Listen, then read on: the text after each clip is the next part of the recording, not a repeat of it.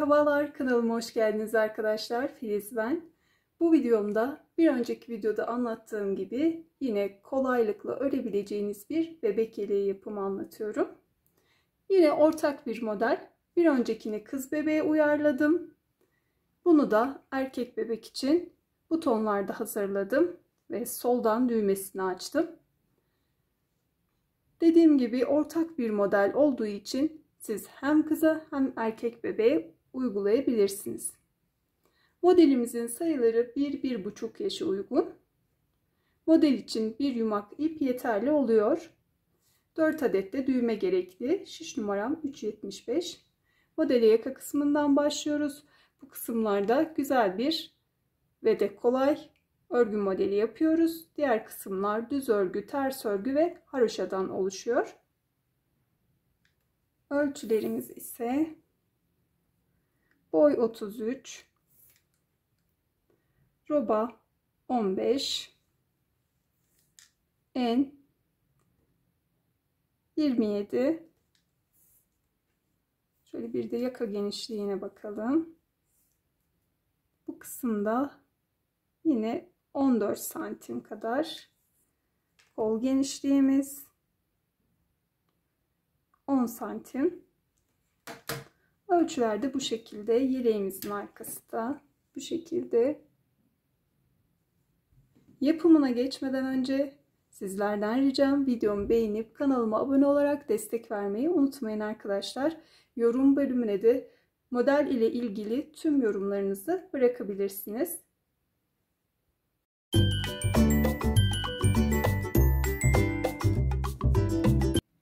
Bu modelde yıllar önce aldığım bu ipleri değerlendirmek istedim. Şiş numaram 375. 4 numara ile de örebilirsiniz. Bu ipin kalınlığı Nako Elite Baby'ye yakın. Muadil olarak onunla örebilirsiniz. Başlayalım. 1 yaşa 80 ilmek ile başlıyorum.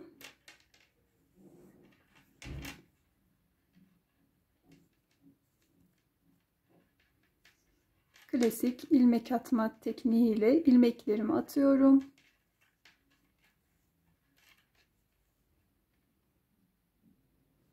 ...80 ilmek attım.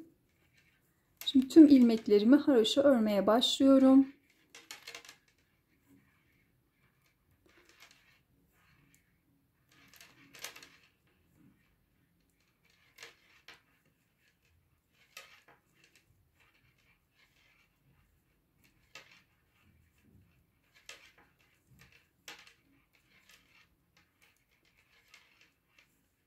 Sırayı tamamlayalım. Sırayı tamamladım. İpimizi sıra başlarında bu şekilde arkaya atıyoruz. Ve baştaki ilmeğimizi her zaman örmeden alıyoruz. Bu teknik ile düzgün bir kenar modeli çıkmış oluyor.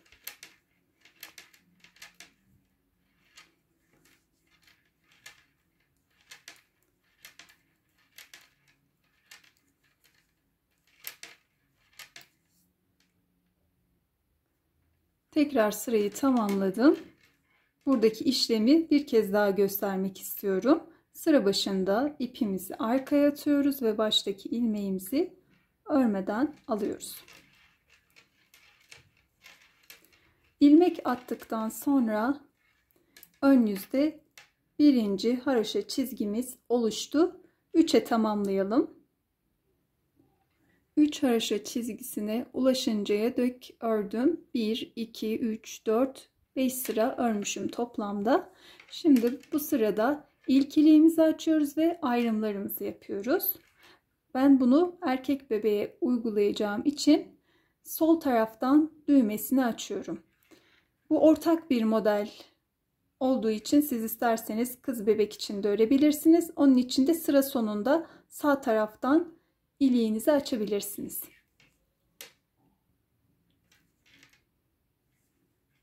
Bir, 2, 3 ilmek ördüm. Ardından bir doluyorum. 2 ilmeği birlikte örüp bir ilmek kesiyorum. Sonrasında bir ilmek daha ördüm. 1 2 3 4 5 6. 6 ilmekten düğme bandımızı oluşturuyoruz. Modelin sonuna kadar haroşa olarak ön yüzde de arka yüzde de örülüyor. Ayrımlara başlayalım. 9 ilmek düz örüyoruz.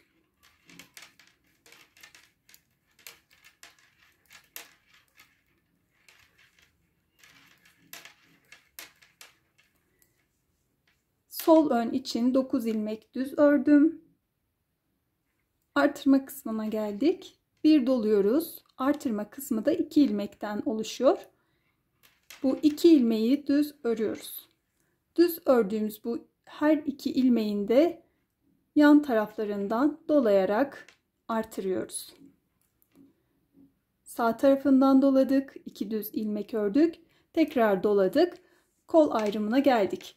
Kolda da 9 ilmek düz örüyoruz.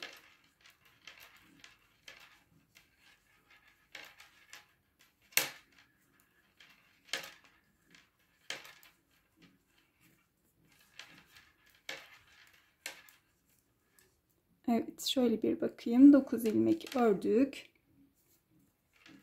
Doladım. Artırma kısmı için 2 düz ilmek ördüm. Tekrar doladım. Arka ayrıma geçtim. Arka ayrım içinde 24 düz ilmek örüyoruz.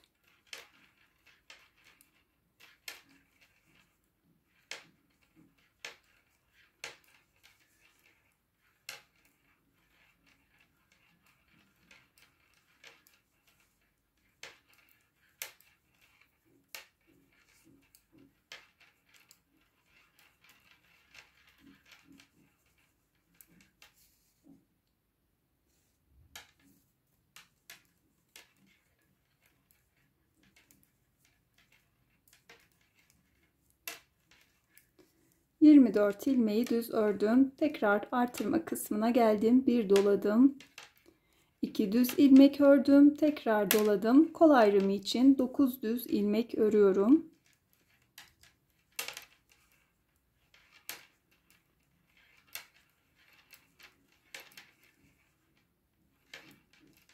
Tekrar doluyorum.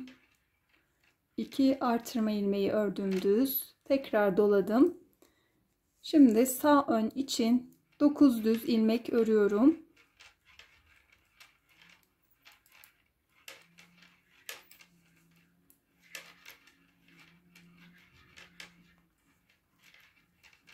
Dokuz düz ilmek ördüm. 6 tane düğme bandı için ilmeğim kaldı. Bunları da haroşa örüyorum.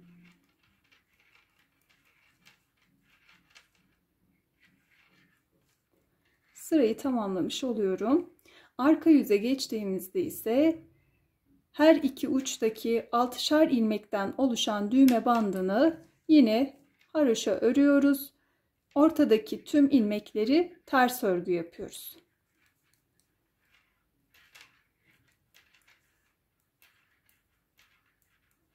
Altı ilmeği haroşa ördüm. Sonrasında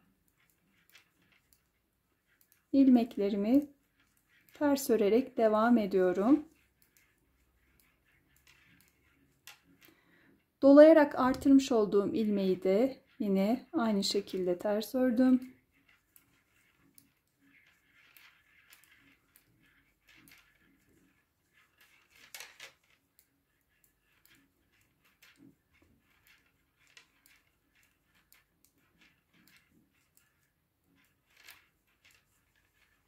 Sıra sonuna doğru gelelim. 6 ilmek kalana kadar ördüm. Kalan 6 ilmeği de düğme bandı için haroşa örüyorum. Ve ön yüze geçtim. Ön yüzde de aynı şekilde devam ediyorum. 6 ilmek haroşa, ön ayrımdaki ilmekler düz.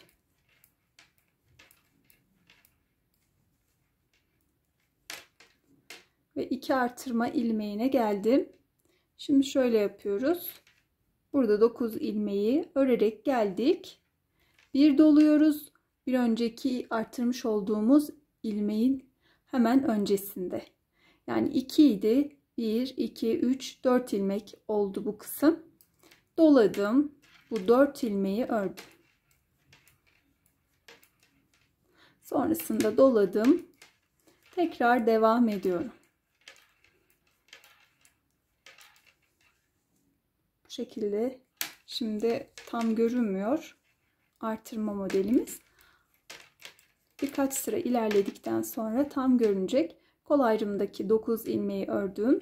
Doladım. Artırmış olduğum ilmeklerle birlikte bu kısım 4 ilmek oldu. Bunları örüyorum. Tekrar doladım. Arka ayrımdaki ilmekleri örüyorum. Artırma kısmına gelelim. Artırma kısmına geldim. Bir önceki artırdığımız ilmekler ile 4 ilmek var bu kısımda. Hemen öncesinde dolayarak artırıyorum ve bu 4 ilmeği düz örüyorum.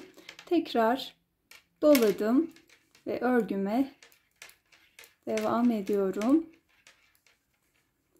Kol ayrımındaki ilmeklerimi ördüm. Artırmış olduğum kısma geldim, doladım. Bu 4 ilmeği ördüm. Tekrar doladım. Ayrımdaki ilmeklerimi örüyorum.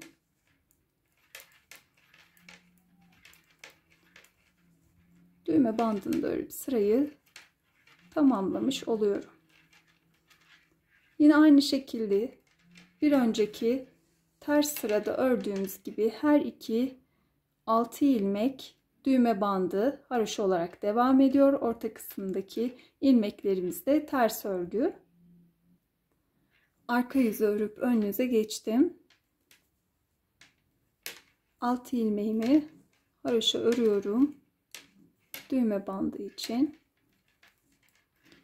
Düz ilmeklerimi örerek artırma kısmına geliyorum.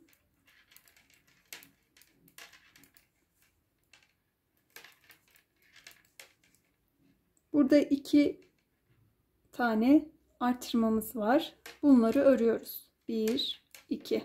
Yine ortada bu 2 ilmekten oluşan artırma kısmı kaldı. Doluyoruz. 2 artırma ilmeğini ördük. Tekrar doladık. 2 ilmeği de kol ayrımına kattık. Bu artırmış olduğumuz 2 ilmeği de ön ayrıma kattık. Her 4 sırada bir bu şekilde bir tekrar yapıyoruz. Devam edelim. Kol ayrımındaki ilmekleri örüyorum. Ve bu 2 ilmeği de katıyorum. Doladım. 2 ilmeği düz örüyorum. Tekrar doladım. Bu 2 ilmeği de arka ayrıma katıyorum.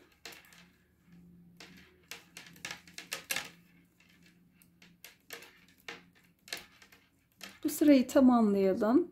Bu şekilde artırmamızı uygulayarak arka yüzü de örelim. Ön yüze geçelim.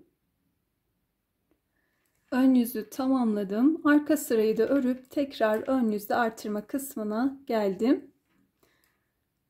Buradaki 2 ilmeği bu bölüme katmıştık ve bir önceki sırada hemen artırmamızı yapıp ortadaki 2 ilmeği örmüştük. Diğer yanından artırmamızı yapmıştık. İkinci artırma sırasında olduğu gibi aynı işlemi uyguluyoruz. Doluyoruz. Bir önceki artırmış olduğumuz ilmekleri de bu ortadaki ilmeğe katarak bu 4 ilmeği düz örüyoruz. Sonrasında tekrar artırıyoruz. Kol ayrımındaki ilmekleri örelim.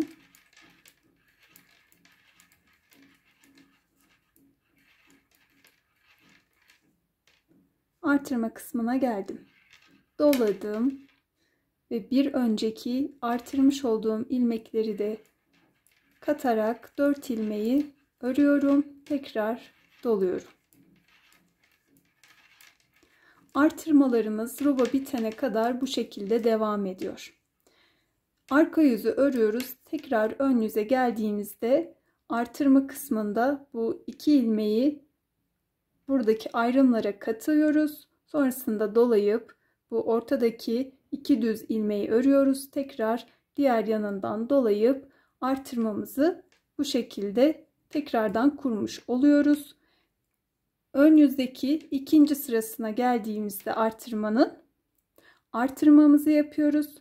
Bir önceki artırmış olduğumuz ilmekleri de katıyoruz. 4'ünü düz ördükten sonra artırmamızı yapıyoruz. Bu şekilde ilerliyor robamız. Sırayı tamamlayalım. Arka yüzü örüp ön yüze geçtim. Artırma modelini 2 defa uygulamış olduk. Şimdi model sırasına geçiyoruz.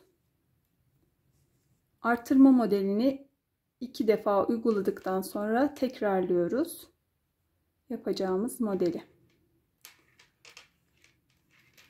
İlk önce düğme bandını haroşa örelim. Modelimiz 2 ve 2'nin katları üzerinden ilerleyen bir model. Şöyle biraz daha yakınlaştırayım. 2 ilmeğimizi ayırıyoruz. 3. ilmek ve 2. ilmeğin arasından arkadan ilmeğimizi alıp uzatıyoruz. Buradaki 2 ilmeğin mesafesi kadar. Sonrasında bu 2 ilmeği birlikte örüp kesiyoruz. Modelimiz bu kadar basit bir model. 2 ilmeği ayırıyoruz. Aradan şişimizi geçiriyoruz. İlmeğimizi uzatıp 2 ilmeği de birlikte örüp kesiyoruz.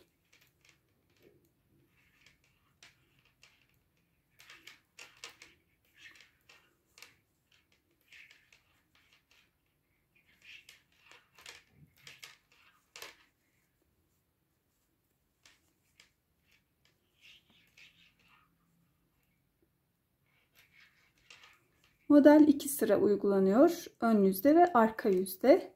Artırma modelimiz yine aynı şekilde devam edecek. Şimdi tekrar burada artırma modelini yapacağız. 2 ilmeğe de uyguladım modeli. Ve 1 ilmeğim kaldı. Bunu da düz örüyorum. Artırma bölümünde 2 ilmeğimiz vardı. Yine sağından ve solundan dolayarak artırıyorum ve kol kısmına geldim. Buradan ikişer ikişer hemen başlıyorum. Dilerseniz bir ilmeği de örebilirsiniz. Ardından modeli uygulayabilirsiniz. Bir ilmeği düz ördüm. Sonrasında modeli uyguluyorum.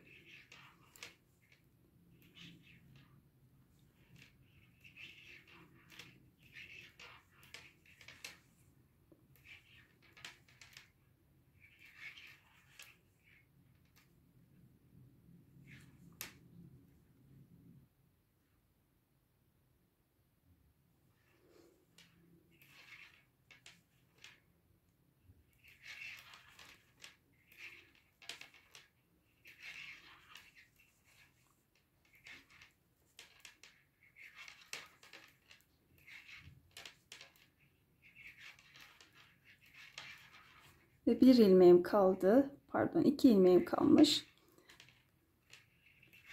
Evet, bunları da modeli uyguladım ve 2 artırma ilmeği kısmına geldim. Doladım. 2 düz ilmeğimi ördüm. Tekrar doladım. Bir düz ilmek ördükten sonra arka ayrımda da modeli uygulamaya başlıyorum.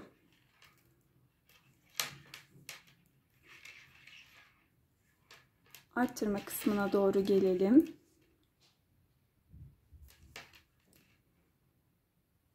Modeli uygulayarak artırma kısmına kadar geldim. Bir ilmeğim kaldı.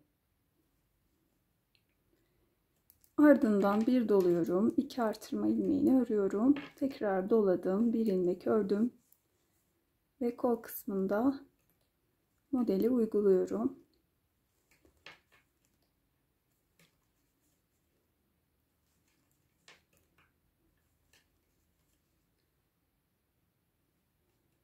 Sona doğru 2 ilmeğim kaldı. Bunları da modeli uyguladım. Artırma kısmı için doladım. 2 düz ilmeğimi ördüm, tekrar doladım, bir düz ilmek ördüm, sonrasında modeli uyguluyorum.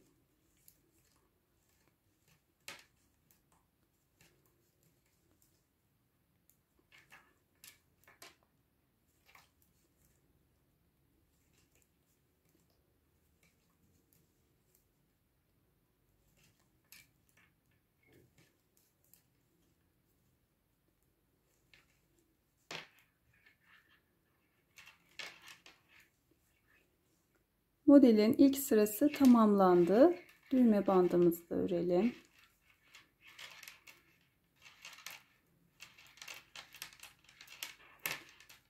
Ve arka yüze geçtim.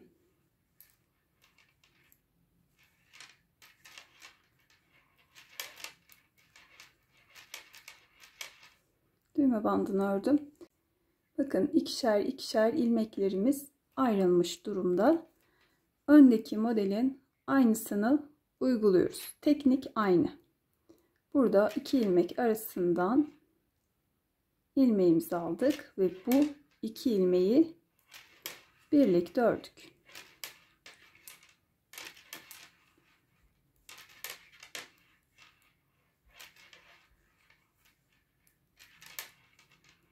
Çok basit bir model ama hoş görünüyor.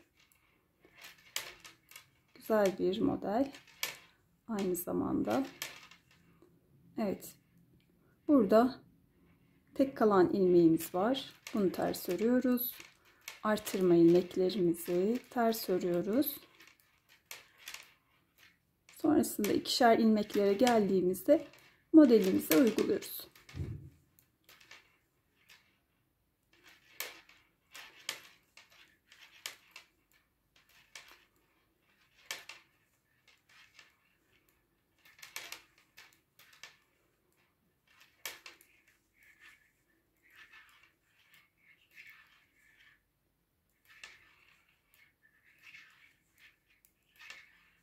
Evet, ikişer ilmeklerimiz bitti. Tek kalan ilmeğimizi ters örüyoruz ve artırma kısmındaki artırdığımız ve diğer ilmekler de ters.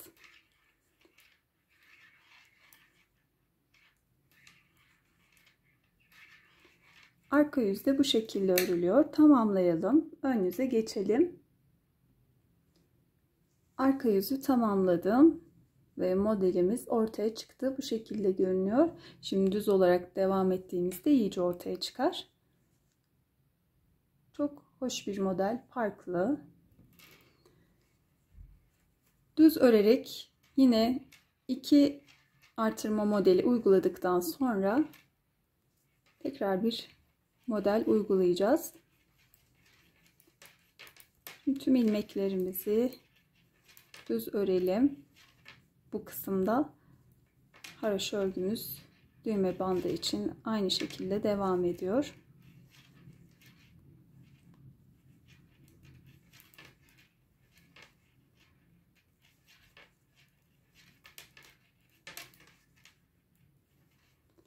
Şimdi modelimizin ilk artırmasını yapmıştık.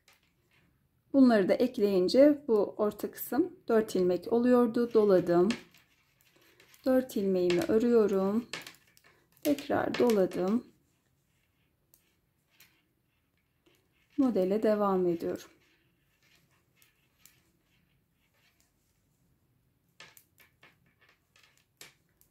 Şimdi bu kısım tamamlandı böylece. Arka yüzü örüp ön yüze geçtiğimizde 2 model artırma uyguluyoruz.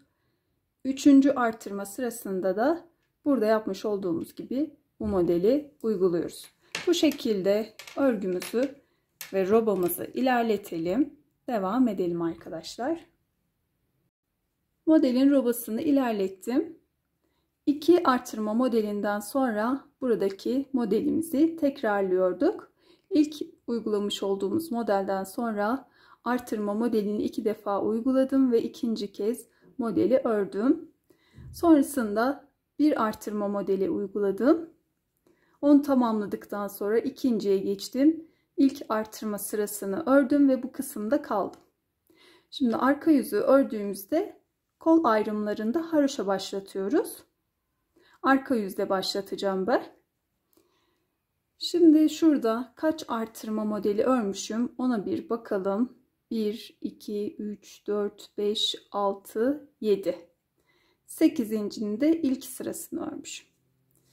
Kaç haroşa çizgisi örmüşüz bir de ona bakalım. Yakadaki 3 haroşa çizgisi haricinde sayıyorum. 2, 4, 6, 8, 10, 12, 14. 12 haroşa çizgisi oluşunca da ikinci iliğimi açtım. Modelimizin devamında 12 haroşa çizgisi sayıyoruz ve iliklerimizi açmaya devam ediyoruz. Şimdi arka yüzde artırma kısmına gelelim. Arka yüzde artırma kısmına geldim. Artırmış olduğum ilmeği de ters ördüm. 2 tane ortada artırma ilmeğim vardı. Bunları da ters örüyorum. Kol ayrımındaki ilmeklere geldim. Kol ayrımında kalan artırmış olduğum ilmekten başlayarak ilmeklerimi haroşa örmeye başlıyorum.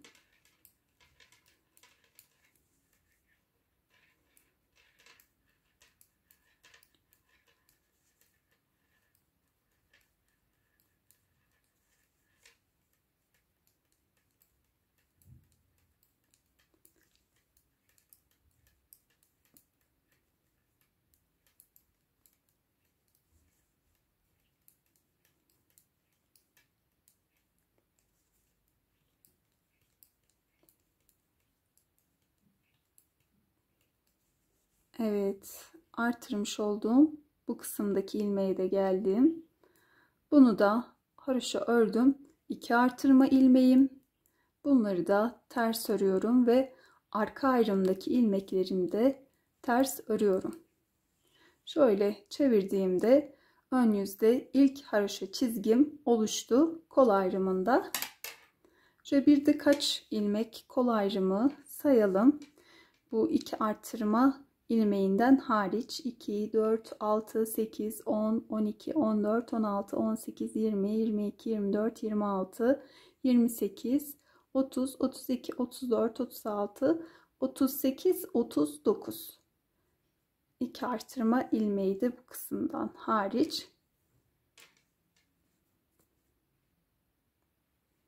Kol ayrımında 39 ilmeğimiz var.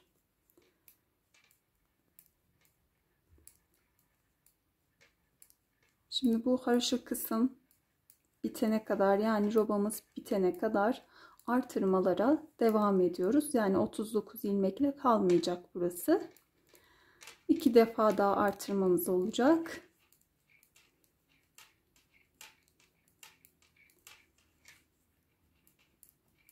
...43 ilmekle tamamlamış oluyoruz kol ayrımındaki ilmeklerimizi.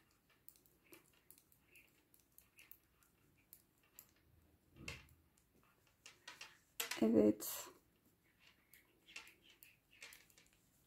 Diğer artırma kısmına geldim.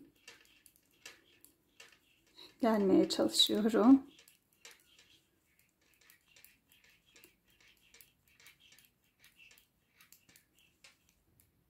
Evet, ters ilmeklerimi ördüm. Yine 2 artırma ilmeğine geldi. Bunları da ters ördüm ve kol ayrımına geçtim. Kol ayrımında kalan artırma ilmeğini ve diğer ilmekleri haroşa örmeye başlıyorum. İlerleyelim bu kısımda. Artırma kısmına doğru geldim. Yine bu tarafta kalan artırma ilmeğini haroşa ördüm. 2 artırma ilmeğimi ve diğer ayrımda kalan ilmeklerimi de ters örgü yapıyorum. Düğme bandım haroşa.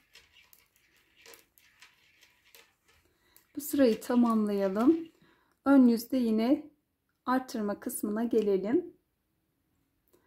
Ön ayrımı örerek artırma kısmına geldim.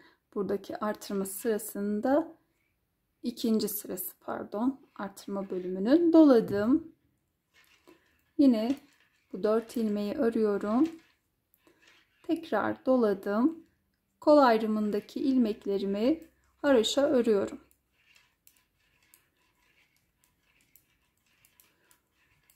Bu kısımda artırmalarımız da bu şekilde oluyor. Yine hiç bu kısım yokmuş gibi artırmayı uygulamaya devam ediyoruz. Bu tarafta kalan bu doladığımız ilmeği de arka yüzde haroşa örüyoruz. Tek farklılığımız bu. Şimdi bu sırayı bu şekilde artırarak devam edelim. Kol ayrımındaki ilmeklerimiz haroşa, diğer kısımdaki ilmeklerimiz de düz örgü olacak. Artırmaya geldiğimizde yine artırma modelinin ikinci sırası olduğu için doluyoruz ve bu iki ilmeğin her iki yanından birer ilmeği eklediğimizde bu 4 ilmeği örüp ardından diğer tarafta artırmamızı yapıyoruz. Sonrasında arka yüze döndüğümüzde de bir önceki sırada yapmış olduğumuz gibi diğer ayrımlardaki ilmeklerimiz ters örgü. Sadece kollardaki ilmeklerimiz haroşa, kol ayrımına taraf olan artırmış olduğumuz ilmeklerde haroşa. Bu şekilde 3 haroşa sırasını tamamlayalım. Buradaki çizgilerimiz 3 haroşa çizgisi olacak. Ardından ilmeklerimizi kapatacağız. Şimdi burada bu modeli uyguladıktan sonra iki artırma modeli uyguluyorduk.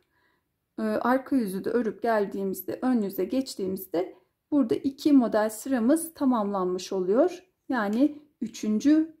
model sıramızı yapma sırası.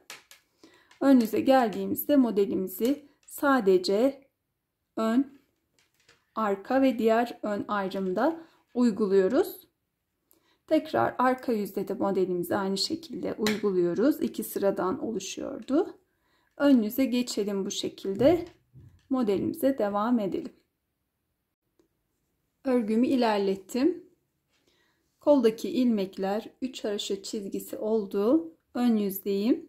Modeli de en son uyguladım. Arka yüzü örüp ön yüze geçtim. Şimdi düğme bandımız haroşa. Bu kısımdaki ilmeklerimiz düz. Artırma kısmına kadar gelelim. Örerek geldim artırma kısmına. Artırma kısmında 2 tane ilmeğimiz vardı. Bunun birini ön ayrıma, diğerini de kola ekliyorum. Düz ördüm ve diğer ilmekten örmeye başlıyorum ve kol ayrımındaki ilmekleri kesmeye başlıyorum. Bir ilmeği ördük, artırma ilmeğini, yanındaki ilmeği ördüm ve bir önceki ilmeği üzerinden atlatıp bu şekilde ilmekleri kapatıyorum. Bir ilmek örüyorum, bir öncekini üzerinden atlatıp kapatıyorum.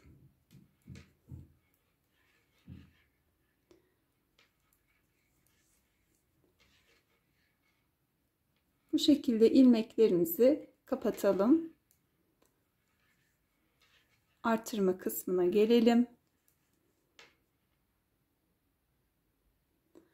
Evet, koldaki ilmekleri kapatarak diğer artırma kısmına geldim. Buradaki 2 ilmeğin de yine birini kola ekliyorum ve ilmeğini kapatıyorum. Diğer ilmeği de arka ayrıma bırakıyorum. Bu ilmeği de. Sonrasında arka ayrımdaki ilmeklerimi düz örüyorum. Diğer ayrıma kadar.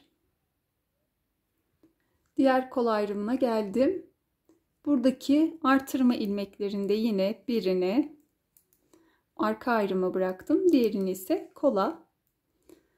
Bu ilmekten başlayarak ilmekleri kapatıyorum. Kol ayrımındaki. Kapatalım. Bu kısma kadar. Ardından buradaki artırma ilmeğinin birini de kola ekleyip kapatalım. Diğerinden devam ederek ön ayrımı örüp sırayı tamamlayalım. Ardından arka yüze geçip ön ayrımı örerek buradaki artırma ilmeklerine gelelim bu kısma kadar. Ön yüzü tamamladım. Arka yüze geçtim. Örerek bu kısımda bir ilmek kalana kadar geldim. Şimdi kol altını birleştiriyoruz. Bunu da şu şekilde yapıyoruz. Burada bir ilmeğimiz kaldı. Diğer taraftan da bir ilmek alıyoruz ve bu iki ilmeği birlikte ters örüp kol altını bu şekilde birleştirmiş oluyoruz. Sonrasında ayrımdaki ilmeklerimizi örerek burada bir ilmek kalana kadar gelelim. Bu kısmı da aynı şekilde birleştirelim. Bu her iki tarafta birer ilmek ile ve sıramızı tamamlayıp ön yüze geçelim. Evet, kol altı birleştirmelerini de yaptık. Ön yüze geçtik. Bu şekilde modelimizin birinci bölümü ve robası tamamlanmış oldu. İkinci bölüme geçmeden önce sizlerden ricam videomu beğenip kanalıma abone olarak destek vermeyi unutmayın arkadaşlar. Model ile ilgili yorumlarınızı da yorum kısmına bekliyorum. Modelimizin devamında beden kısmını örüp bu şekilde modelimizi tamamlayacağız. En son 3. model sırasını uygulamıştık. Şimdi düz örgü kısmına geçiyoruz yine.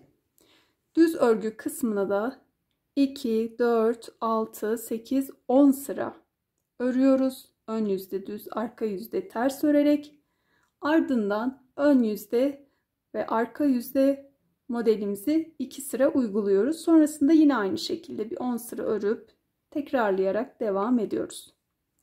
12 haroşa çizgisinde bir de iliklerimizi açıyoruz. Bu şekilde ilerletelim, devam edelim. Beden kısmına da örüp modeli tamamladım. Kol altından sonra bir sıra daha modeli uygulamıştık. Bu kısımdan itibaren 3. model sıramızdı. Sonrasında 10 sırada bir tekrarladım modeli. 1, 2, 3, 4 defa daha. Ardından düz kısma geçtim. Burayı 7 sıra ördüm. Arka yüzde haroşa başlattım etek ucu için. Bunu da 3 haroşa çizgisi olunca ilmeklerini kapatıp modeli tamamladım.